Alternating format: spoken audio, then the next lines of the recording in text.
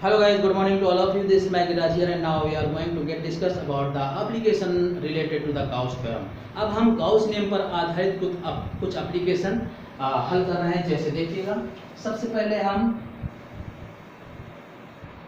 बेलन लेते हैं। ये कोई बेलन है जो इस प्रकार से रखा हुआ है, एक समान वैद्युत क्षेत्र के रिस्पेक्ट में।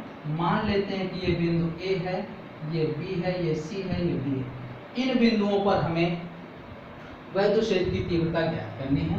इसकी त्रिज्या जो है बेलन की ये R है और लंबाई इसकी L है। तो देखिएगा, इन बिंदुओं पर हमें वैद्युत फ्लक्स ज्ञात करना है।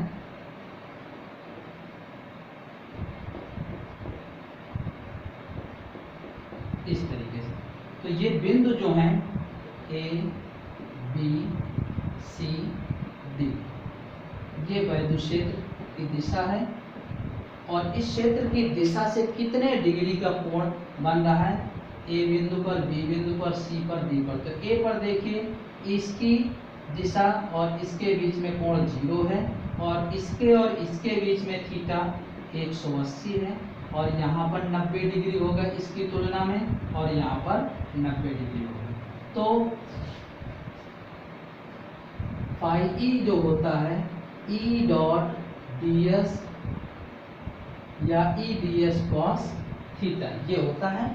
तो यहाँ पर हो जाएगा A पर फाई ई E ds, देखिएगा ये एरिया क्या होगा, पाई r स्क्वायर कॉस 0, तो E into pi r square आ जाएगा phi.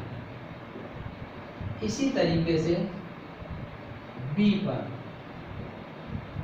Phi E ds cos 180 हो जाएगा, कोण 180 हो गया है तो minus E into pi r square हो जाएगा और C एंड D पर जो होगा थीटा 90 होने की वजह से E ds कॉस 90, तो फ्लक्स 0 रहेगा। क्लियर? ध्यान रखिएगा, ये थीटा पर निर्भर करता है। अभी बेलन इस प्रकार से रखा हुआ है, तो इन स्थितियों पर, चारों स्थितियों पर हमने कोण ज्ञात कर लिया और हमने फ्लक्स निकाला, तो ये आ जाएगा। अब अगर यही बेलन क्षैतिजतया न रख करके ऊर्ध्वाधर रखा होता इस प्रकार से, बिंदु हमने उसी प्रकार से मान लिए A, B, C और D, तो देखिएगा इन बिंदुओं पर हमें वैद्युत फ्लक्स ज्ञात करना है। तो A, B, C और D के लिए कोण तो वैसे ही हैं क्योंकि हमने बिंदु जैसे थे वैसे ही रखे हैं, ठीक है ना। तो A पर अब फ्लक्स कितना होगा, B पर कितना होगा, C और D पर कितना होगा।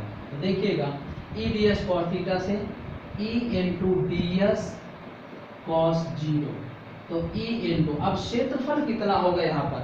अब ये अनुप्रस्थ क्षेत्रफल नहीं है, वक्र पृष्ठ है, कर्व्ड एरिया है और कर्व सरफेस एरिया होता है 2 पाई RH और ऊंचाई इस बेलन की हमने L मानी थी, त्रिज्या इसकी स्मॉल r है। तो ये 2 पाई RH और cos 0 की वैल्यू 1 हो जाएगी, तो इतना आएगा। इसी तरीके से E ds cos 180, तो E माइनस E इंटू 2 पाई RL इतना आ जाएगा और C और D पर लंबवत होने की वजह से E ds cos 90, तो फ्लक्स 0 रहेगा। क्लियर? तो इस प्रकार से हम बेलन की सतह पर तीव्रता या फ्लक्स ज्ञात कर सकते हैं। और अब हम वैद्युत फ्लक्स ज्ञात करेंगे। ये आकृति है,